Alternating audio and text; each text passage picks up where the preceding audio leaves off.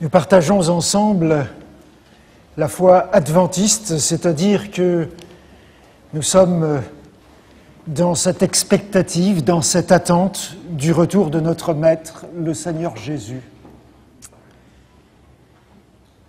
C'est cette espérance qui fait toute la richesse de notre foi.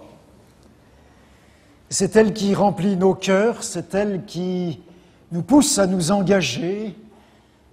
C'est elle qui fait de nous, je l'espère du moins, des croyants dynamiques, heureux de le servir, impatients de le voir et de l'accueillir. Dans ce texte de l'Évangile de Matthieu qui nous a été lu, le Seigneur Jésus est en train de parler à ses disciples. Il sait qu'il va bientôt les quitter et que ce sera une période difficile, dramatique. Il va être arrêté. Il va être brutalisé, battu, finalement condamné injustement et mis à mort de la façon la plus horrible.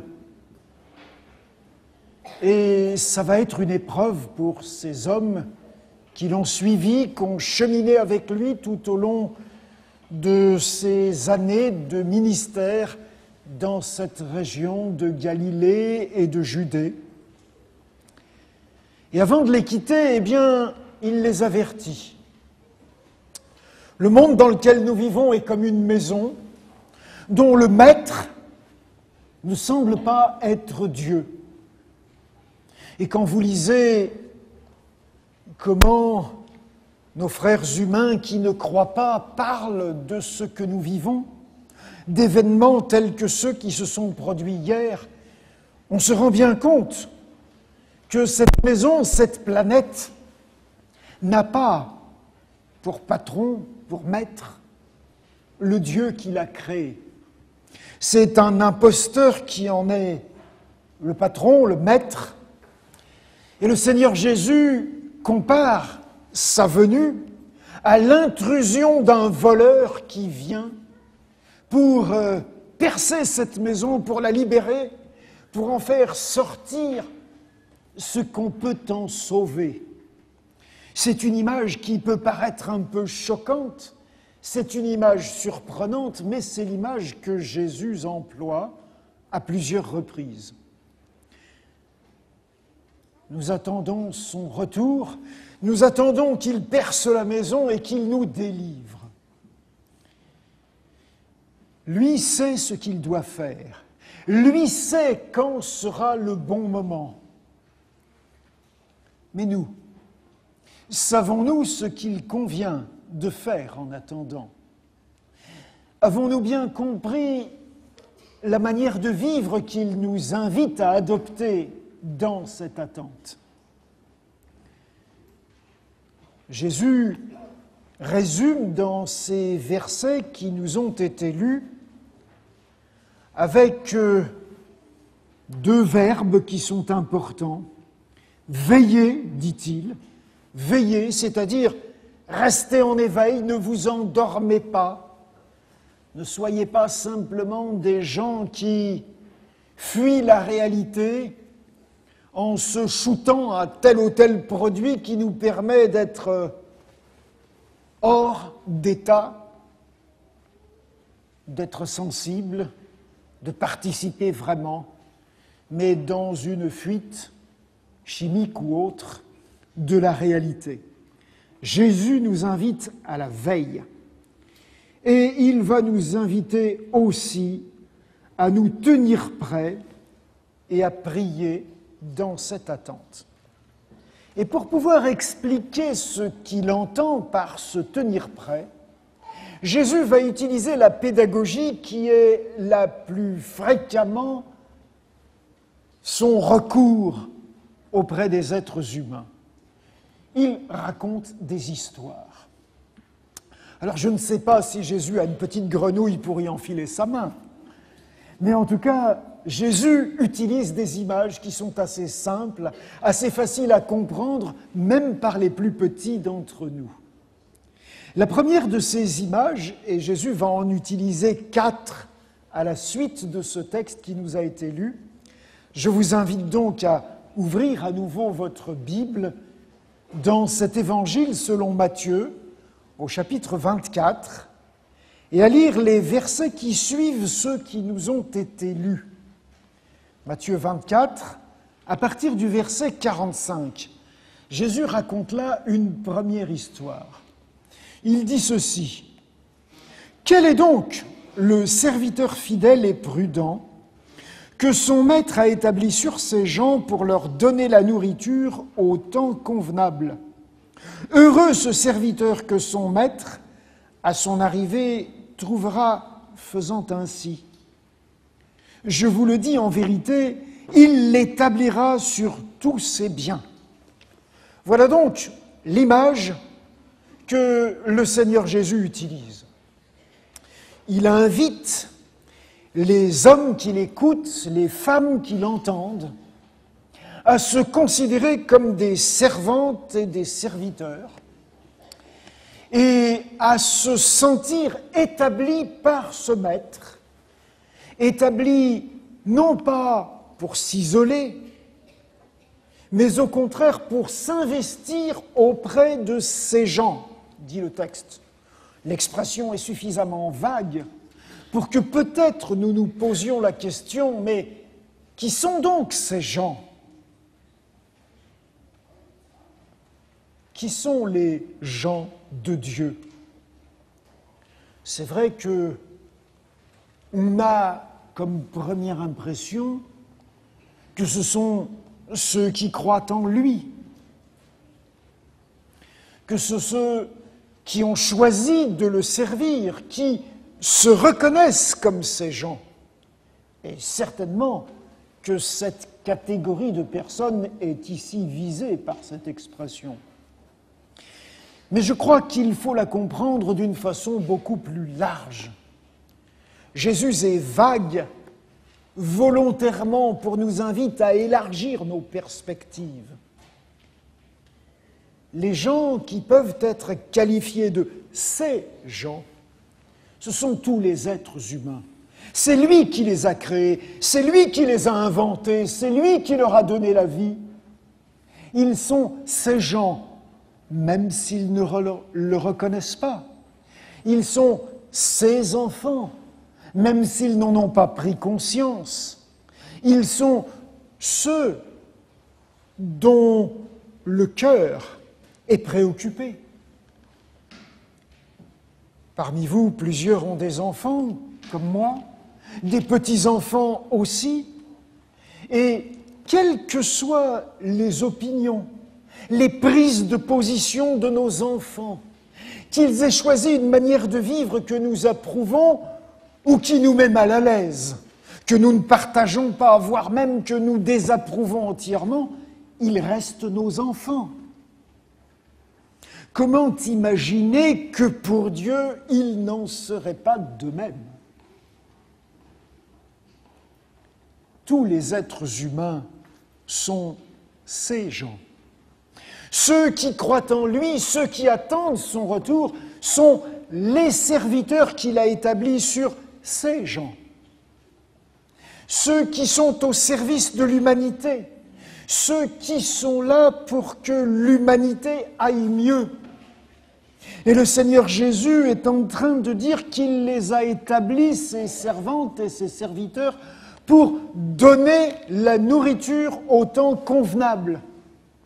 C'est bien un service qu'il attend, un service qui correspond aux besoins, car la nourriture fait partie des besoins élémentaires, basiques de l'humanité, pour la donner de façon à ce que chacun des êtres humains qui vit sur cette planète puisse avoir ses besoins élémentaires satisfaits. Voilà l'image que Jésus emploie pour nous indiquer ce qu'il attend de nous dans cette période où nous attendons son retour, où les drames de la société dans laquelle nous vivons nous rendent encore plus impatients de ce retour. Et Jésus va dire que cet homme, cette femme qui est au service, est bénéficiaire d'une béatitude, il est heureux, il est proclamé comme bénéficiant du vrai bonheur, de l'authentique bonheur. Cet authentique bonheur, c'est que lorsque le maître revient, et il ne sait pas quand, ça peut être à n'importe quel moment, eh bien, lorsque le maître revient, ce serviteur est en train de réaliser ce que son maître lui a confié. Il est en train de répondre aux besoins des êtres humains. Et voilà à la fois le vrai secret du bonheur, une vie qui comprend qu'elle n'a pas pour but de se servir elle-même, mais de se mettre au service des autres. Voilà le secret du véritable christianisme, voilà le secret du véritable adventisme. On ne peut pas être adventiste et prétendre attendre le retour de Jésus sans être engagé au service de l'humanité, au service des besoins des êtres que nous côtoyons, de ceux que nous rencontrons dans nos quartiers, dans nos espaces de travail ou de formation, dans les endroits où nous nous ravitaillons, dans tous les lieux que nous fréquentons. C'est cela que le Seigneur attend de nous.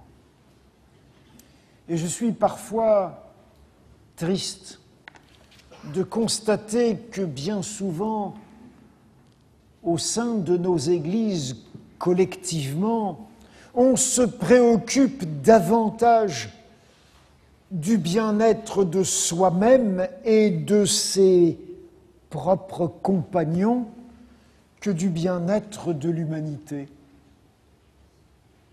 Nous avons du mal à tourner nos regards vers ceux qui sont dans la société, vers ceux qui sont en dehors de nos liens habituels de fraternité interne à nos églises. Et pourtant, c'est là que le Seigneur nous attend. Parce que, qu'est-ce qui se passe si l'on ne se tourne pas résolument de cette façon vers ceux que le Seigneur nous a demandé de servir? Jésus est très réaliste, il poursuit sa description. Dans le verset 48, voici ce qu'il nous dit. « Mais si c'est un méchant serviteur qui dit en lui-même « Mon maître tarde à venir », s'il se met à battre ses compagnons, s'il mange et boit avec les ivrognes, le maître de ses serviteurs viendra le jour où il ne s'y attend pas et à l'heure qu'il ne connaît pas. Il le mettra en pièces et lui donnera sa part avec les hypocrites. C'est là qu'il y aura des pleurs et des grincements de dents. » C'est vrai que c'est un texte assez terrifiant. Et je ne veux pas aujourd'hui prendre le temps d'essayer de vous expliquer ces expressions difficiles à accueillir, mettre en pièces, ranger avec les hypocrites, détruire d'une façon qui paraît très violente et difficile à admettre. Mais j'aimerais juste concentrer votre attention sur le comportement de ce méchant serviteur que Jésus met en scène.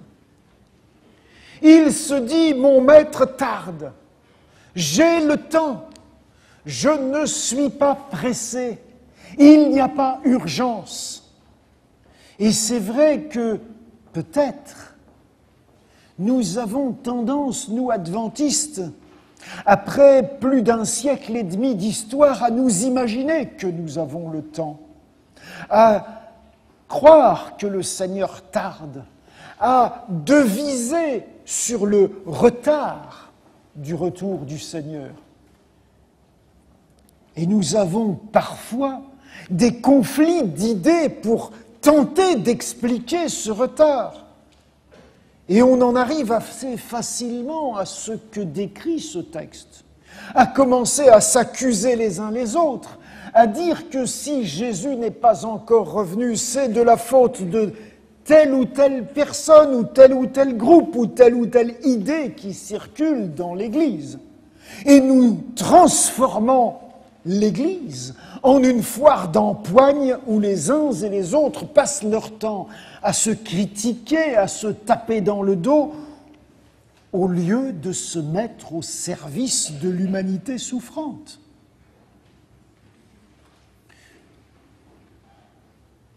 Il se met à battre ses compagnons. Et quand il fait ça, alors après ça, le résultat, c'est que sa vie a besoin d'être apaisée. Et il va chercher l'apaisement dans la compagnie de certains de ceux qui sont de son clan, de sa manière de voir. Et ensemble, ils vont se réunir, boire et manger. Ils vont concocter leurs petits projets de façon à pouvoir critiquer encore davantage tel ou tel groupe, telle ou telle idée. C'est ce que le Seigneur décrit lorsqu'il dit, voilà, ils se mettent à manger et à boire avec les ivrognes, avec ceux qui cherchent simplement dans un produit comme l'alcool de quoi oublier la réalité qu'il rend encore plus dure par son attitude combative et agressive. Alors que le Seigneur nous invite à combattre contre le mal qui sévit, contre la souffrance qui stigmatise la population de cette société dans laquelle nous vivons.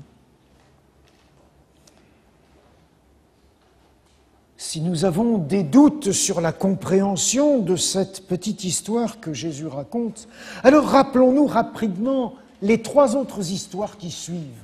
Dans l'histoire suivante, au début du chapitre 25, Jésus va nous raconter l'histoire d'un mariage et de 10 jeunes filles qui sont invitées à cette noce par la fiancée.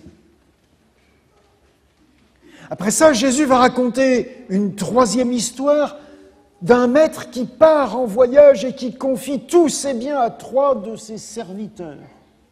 Et quand il revient, il fait avec eux le bilan de leur façon d'utiliser les talents qu'il leur a confiés. Et puis, dans la 4e histoire, il met en scène un berger qui va séparer son troupeau, mettre les ovins, les moutons d'un côté, les caprins, les chèvres et les boucs de l'autre côté. Et il va faire le bilan.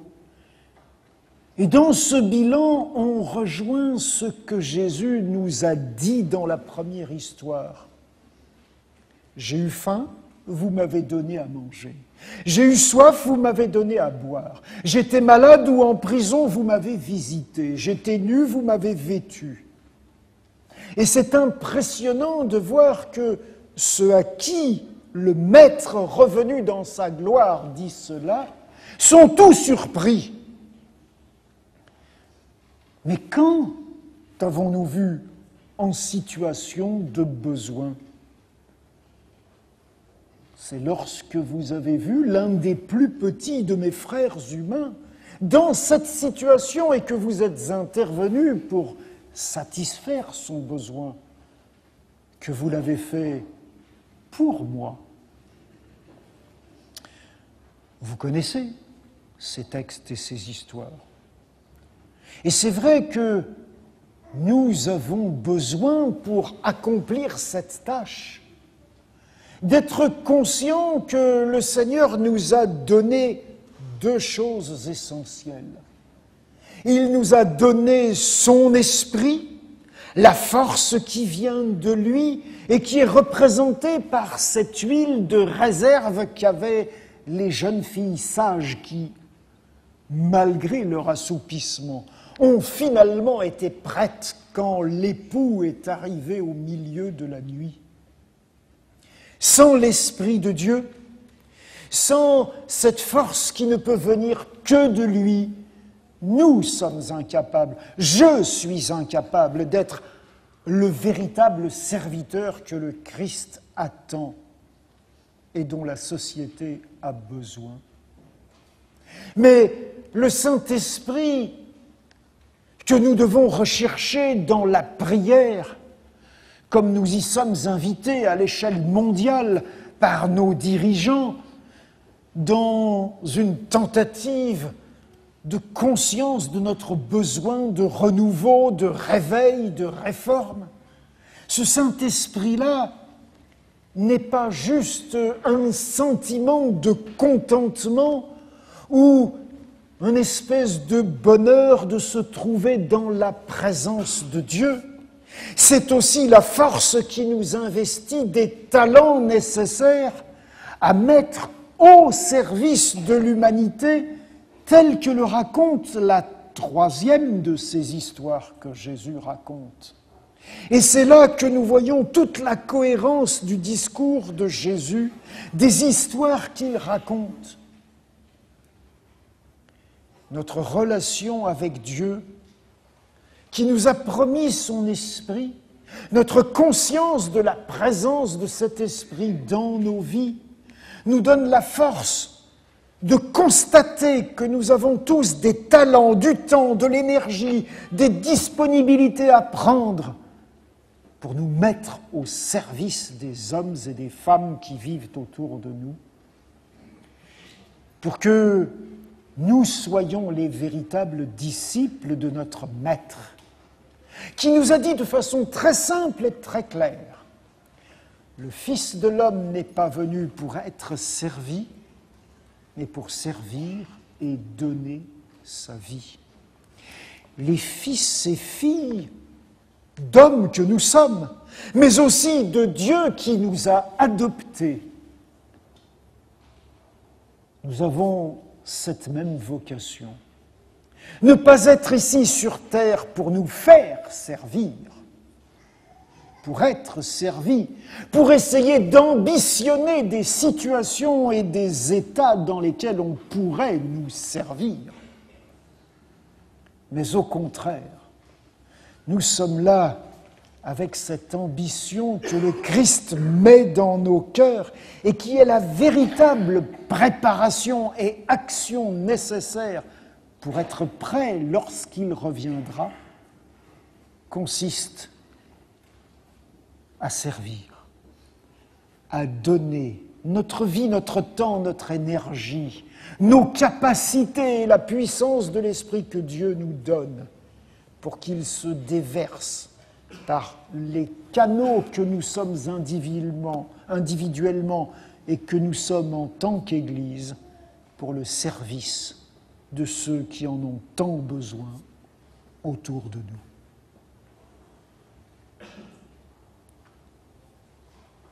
Seigneur, fais de moi